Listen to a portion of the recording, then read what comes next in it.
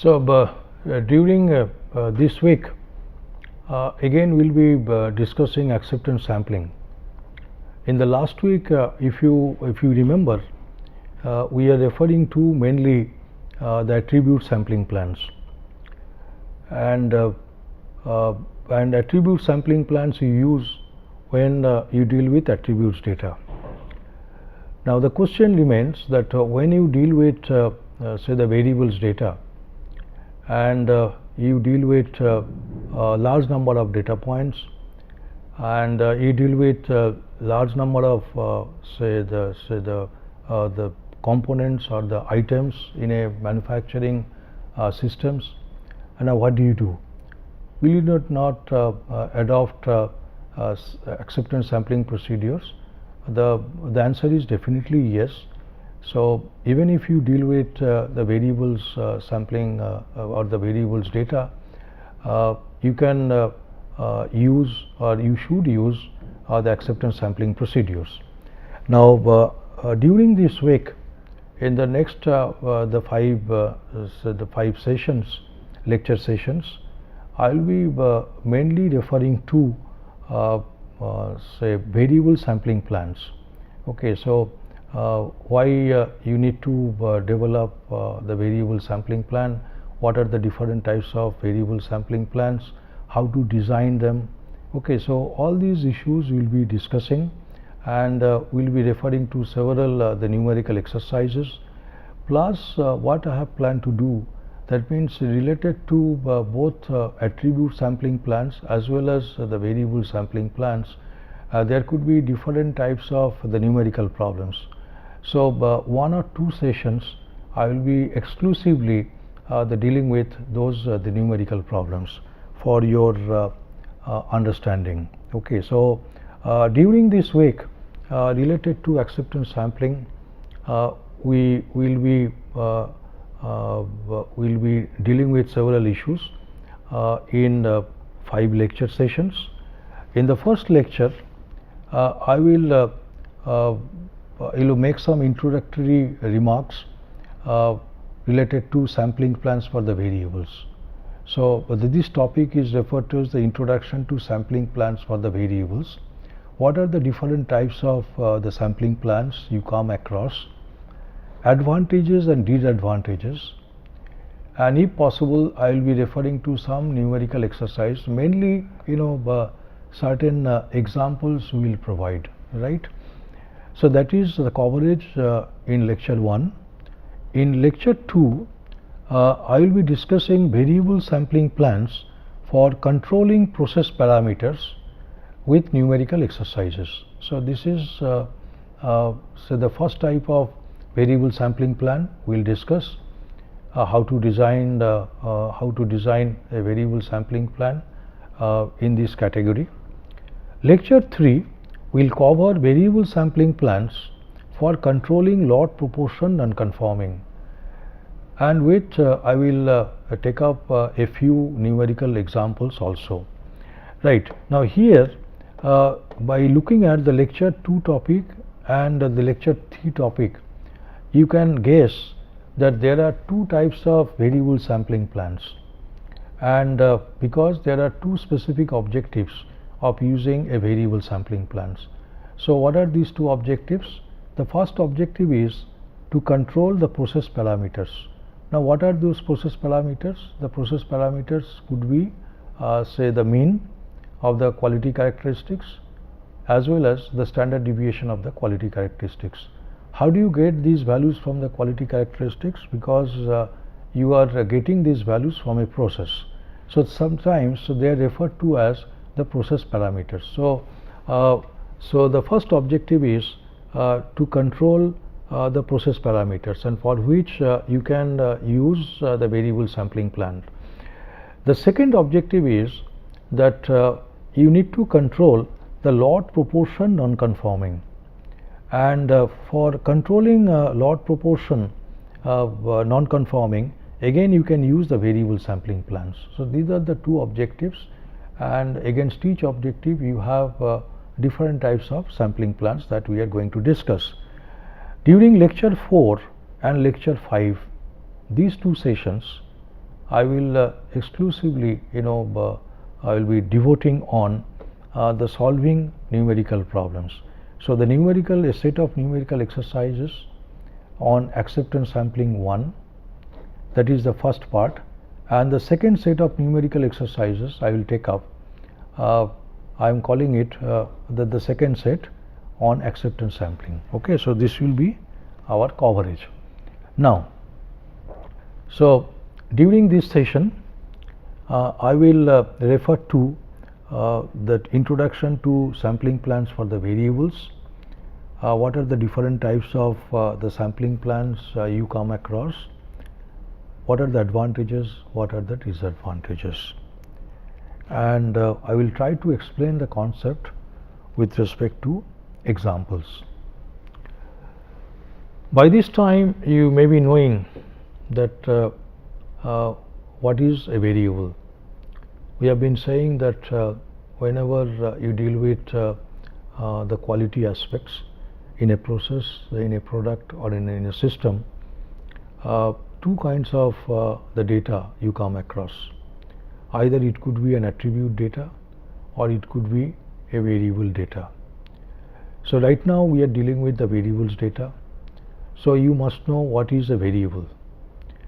So with respect to a quality characteristic, what we say that the variable, whenever we say that the quality characteristic is a variable, we say that it is measured on a numerical scale. Is it okay? That means there are some numerical values attached to it. So there are hundreds and thousands of examples of the variable type quality characteristics. So what are these examples? One is the length, say diameter. These are all measurable. Weight, temperature, tensile strength, viscosity, resistance, etc., etc. So how do you get this the numerical values? Because you need to use some say the measurement system or say measuring instruments. Is it okay?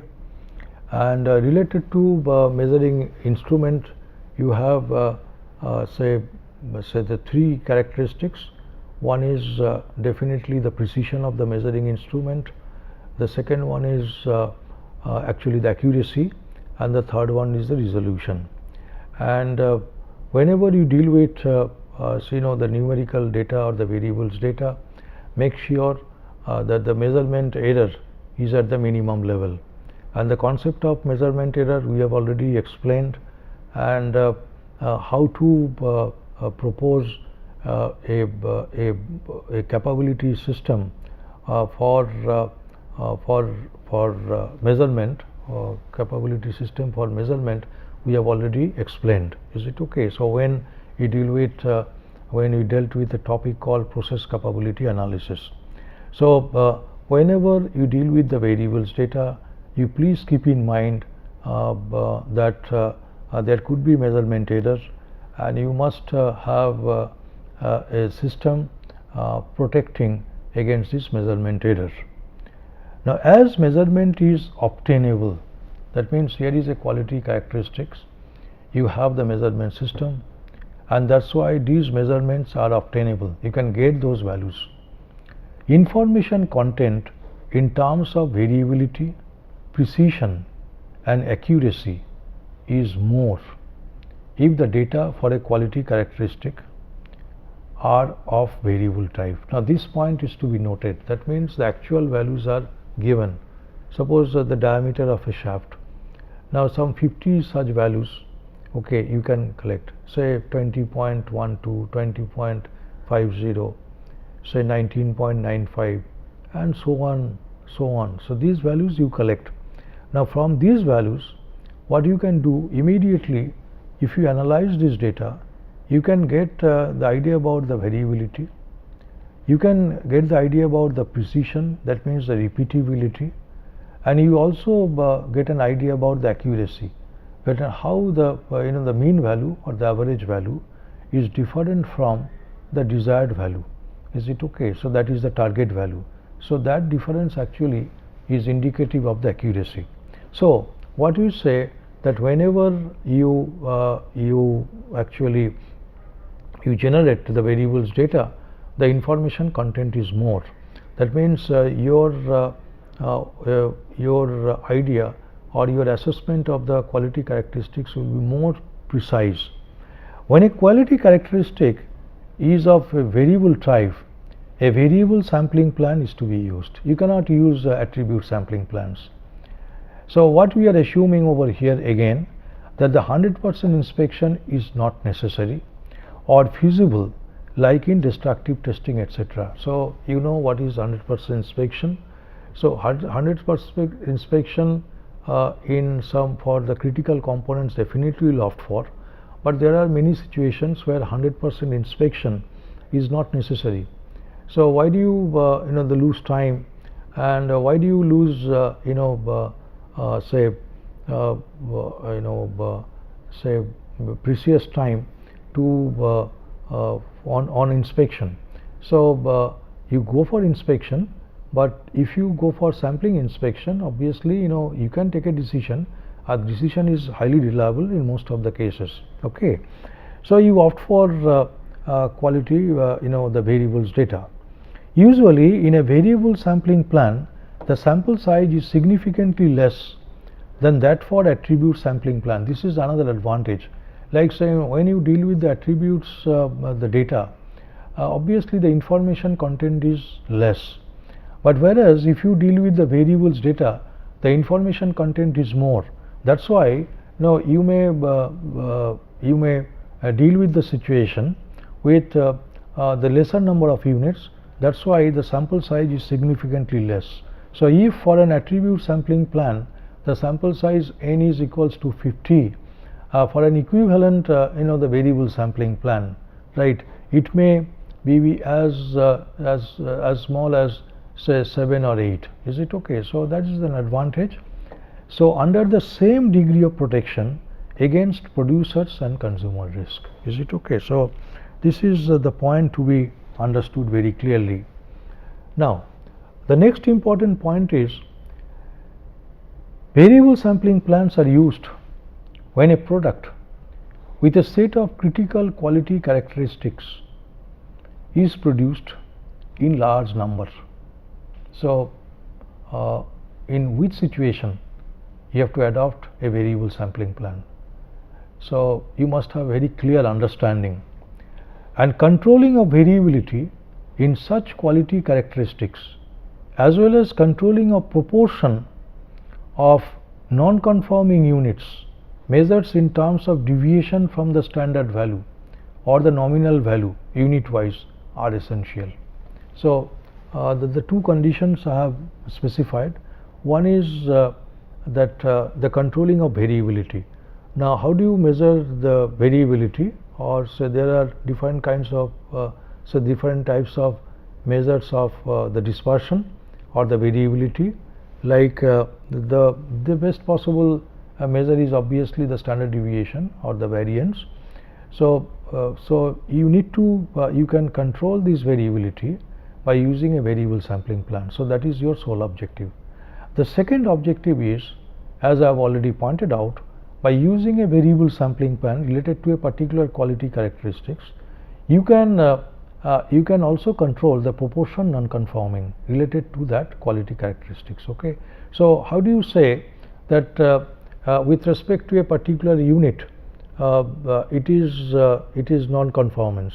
That means you get a value and the actual value is significantly different from the target value. So that is the deviation. If deviation is significant, you say yes, you are unable to meet the target, that particular unit is unable to meet the target, and that's why it is considered to be non-conforming or non-conformity. Many companies, organizations, both in manufacturing as well as the service sectors, have been using such plans for the past several years. Okay, so if you refer to the case studies, you will find in the textbooks, you will find that there are case studies even some 60-70 years back on the application of say the variable sampling plans in an actual manufacturing situation or in a service organization. and already the standards related to variable sampling plans have already been developed, and this is again these standards, there are three equivalent the standards you can opt for. One is definitely the military standards MIL STD 414, and which is the civilian standard is ANSI ASQC Z 1.9 you referred to, and the equivalent ISO 9000 standard is ISO 3951. Is it okay? So we have already studied Z 1.4 standard. Similarly, if you are required to study the standards for the variable sampling plans, we always refer to these standards which already I have mentioned. Now, there are two main purposes of using variable sampling plans, and these two main purposes you must know before you try to classify the existing variable sampling plans. So, whenever you try to classify the variable sampling plans, you need to identify what are the types of sampling plans you have you can come across. So there are two types. So the first type is based on for which purpose you are using a variable sampling plan, and here the purpose is controlling a process parameter. So that is referred to as the type 1 variable sampling plans, and under this there are varieties. And what is a process parameter? Process parameter is mean or the standard deviation. So so among there could be other process parameters also, but in this context we will be referring to the mean or the standard deviation. So we'll explain with respect to some data or some numerical problems. In majority of the cases we will be referring to mean as the process parameters. Now the second type is used, the type 2 variable sampling plan is used to control the proportion non-conforming for a product. And obviously when you say the proportion non-conforming, you define proportion non-conforming with respect to a quality characteristics. So here what we assume that this quality characteristic is a random variable. Is it okay? So how do you define this non-conforming? Non-conforming means not conforming to the specifications. That means given a particular quality characteristics, you must know what is its specifications. Is it okay? Whether it is the upper specification limit or the lower specification limit, or it is a double specification limits or not. So for a given quality characteristics, right? So you have type 1 variable sampling plan, you have also type 2 variable sampling plan. Now under type 1 variable sampling plans, to control a process parameter, there could be 4 cases. So let me just explain all these 4 cases one by one. Here you develop a sampling plan, and the purpose is estimating process average. It's clear.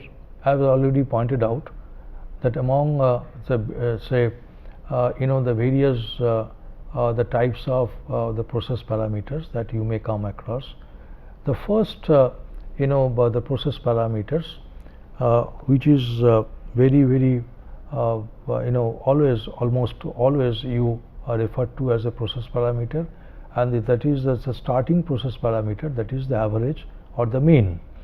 So estimating process average is very important. And now the kinds of quality characteristics that you come across, that is a single specification limit type, either lower or the upper. I have already explained, I have already given several examples of say the lower specification limit case or the upper specification limit case. Is it okay? Like say the lower specification limit case, like so the tensile strength, is it okay, must be say at least say 3000 kg per centimeter square, or upper specification limit that the temperature of the oven must not cross say 1200 degrees Celsius. Is it okay? So there are different examples of upper specification limit as well as the lower specification limit. Now here the next condition we impose whether the process standard deviation is known or not. So the first case we assume that the process standard deviation is known. Is it okay? So the sufficient say the number of data points already you have collected, and you say that there is a good estimate of the process standard deviation. So if you say it's in a good estimate, you may assume it to be a case where the process standard deviation is known or the population standard deviation is known. The next important case is estimating process average, but you are dealing with the double specification limits. Is it okay? Like say the quality characteristic is the diameter of a shaft, and you have the upper specification limit, the lower specification limit. So the tolerance the range is 20 plus minus 0.1. Okay, that means 19 between 19.9, that is the lower specification limit, and the upper specification limit is 20.1. So this is the case you may come across, and that sort of quality characteristics you are dealing with. And again we are assuming that the process standard deviation is known. Now the third case is you are estimating the process average, single specification limit, lower or upper, with process standard deviation unknown. Now there are cases, that means it's absolutely a new situation, or the process has not yet become the stable, whatever may be the reasons with respect to that particular quality characteristic under consideration. So what do you say that as of now that the process standard deviation is not known? Is it okay? So you have to wait. So but that you have to wait to get sufficient number of data points, and then only you can have a good estimate of the process standard deviation. But there is an urgency, and if you are asked to propose a variable sampling plan, so if you face this sort of situation, what do you do? So obviously you need to refer to this particular case 3. Okay, now the last one is, that is the case 4, that is you are supposed to estimate the process average. Okay, that means you must have a control on the process average. The quality characteristic is the double specification limits type, and with process standard deviation unknown. So these are the 4 cases we will be dealing with in subsequent lectures. Now let us talk about the type 2 variable sampling plans. Now as I have already pointed out that the type 2 variable sampling plans are used for controlling the proportion non-conforming, and the value of a quality characteristic, or say value of a particular say the unit related to a particular quality characteristic you measure, then you compare it with the preferred value or the target value, or whether that value is within the specification limit is is lying within the specification limit or not. If it lies within the specification limit, obviously that particular unit is considered to be conforming. If it is not lying within the specification limits, then obviously that particular unit is considered as non-conforming. Now when we deal with the large number of data points, so among say all the points you say all the the units you inspect, how many are conforming to the specifications and how many not.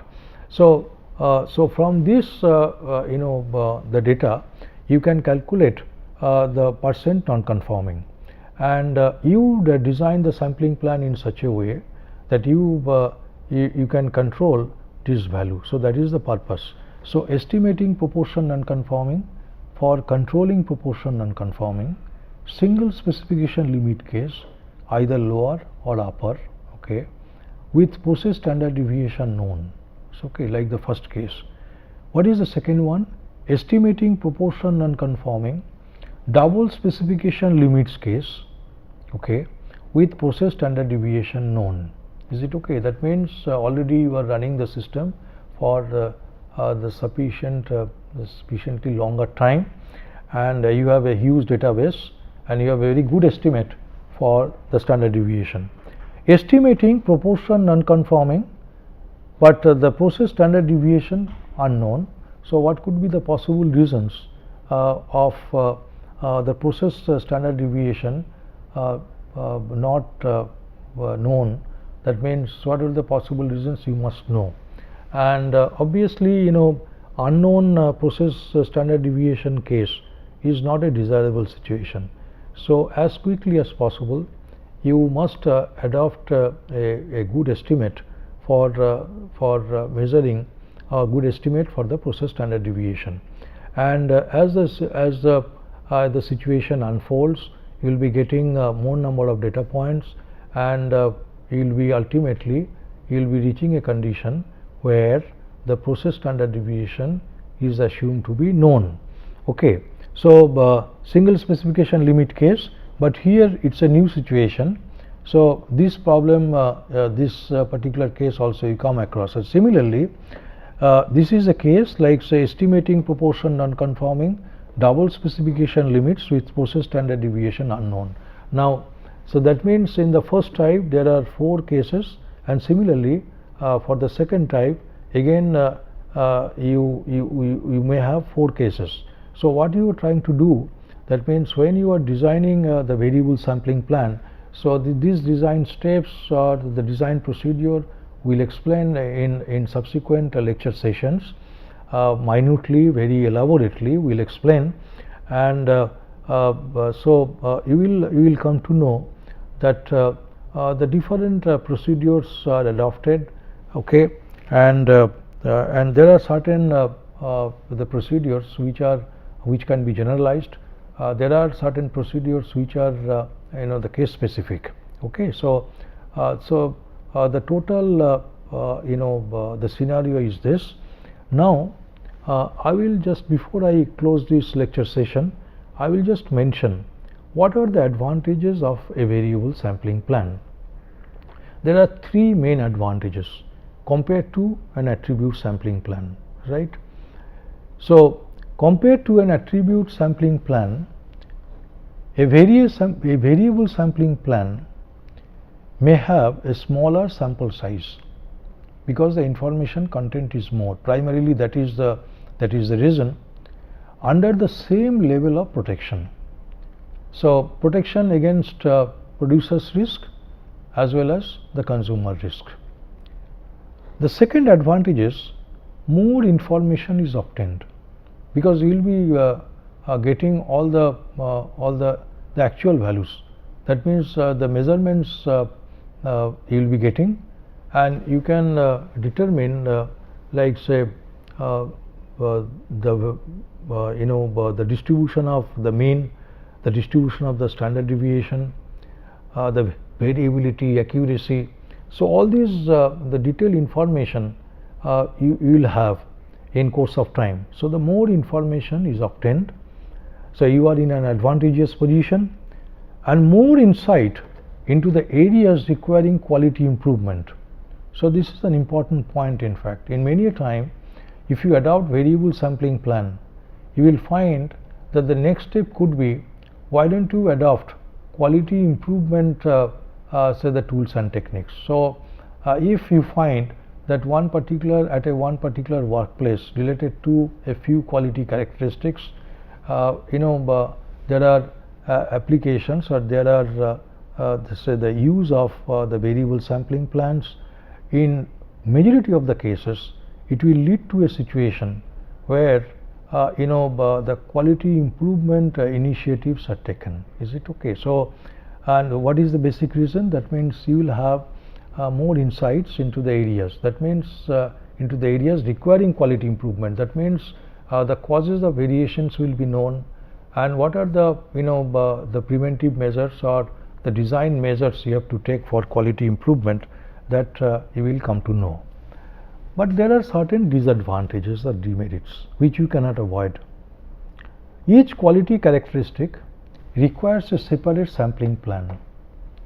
So, a large number of sampling plans are to be used if the number of quality characteristic is large. That is most likely to happen in majority of the cases. Suppose you deal with say in a repetitive manufacturing scenario, like say the batch production scenario. What you find that you will be dealing with hundreds and thousands of components, and each components will have the different types of quality characteristics. And suppose even if you 10% of such quality characteristics are to come under the variable sampling plans. So you can well imagine that how many the quality characteristics you will be dealing with. So this may be problematic. So this may pose a serious problem. Okay, so you must have sufficient manpower, you must have sufficient time to develop and use a variable sampling plan. So what you try to do, you try to focus on only the critical quality characteristics. So you have to prioritize. Administrative and inspection cost may be prohibitively very high, because you need to use the measuring instruments. Certain cases you can use certain gauges, but majority of the cases you have to use the measuring instruments. So the administrative and inspection cost may be very high. And when you when you use a variable sampling plan, that means you also must know what is the procedure you employ. Is it okay? So distribution of quality characteristic needs to be assumed in many cases. You will find very soon that when you develop a variable sampling plan, you assume normality. Whenever there is no validity of such assumptions, you need to develop a sampling plans through empirical analysis or by using non-parametric approaches.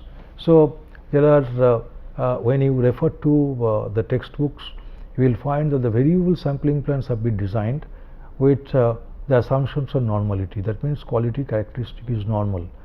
But in certain cases, in majority of the cases, maybe you may come across a situation where this the normality assumptions may not be valid. So what do? Obviously, you may opt for different kinds of non-parametric approaches. Okay, so these are the disadvantages. So it is to be mentioned in this context, there are two kinds of approaches employed for developing variable sampling plans: approaches where the quality characteristics are assumed to be normal, and approaches where the quality characteristics are assumed to be non-normal. Is it okay? So I conclude this session, and in the next sessions I will be referring to say the variable sampling plans, where the main objective is to control the process parameter.